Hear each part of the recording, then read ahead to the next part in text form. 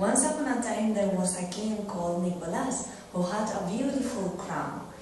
But one day he lost his crown, so he started looking and looking for it, but he couldn't find his crown.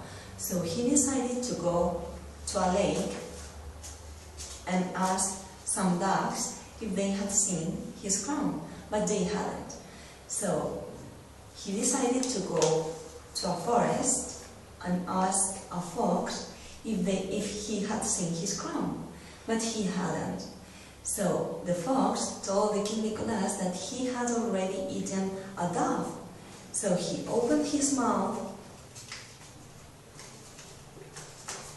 and now he asked the dove if he had seen his crown, but the dove hadn't.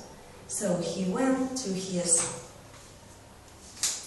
sailing boat and he looked for his crown there. But in his sailing boat he couldn't find his crown. So he went deep inside the sea and he asked some fishes, but the fishes hadn't seen his crown. So he decided to go to the space and ask some stars if they had seen his crown. But the stars hadn't seen his crown.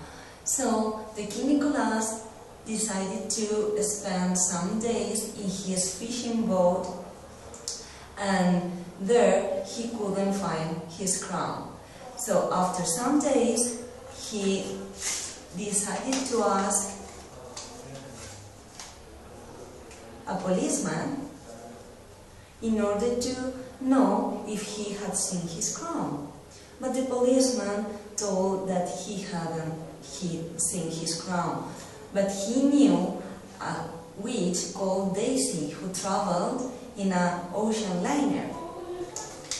And the witch Daisy used to keep the things that people lost in a huge box.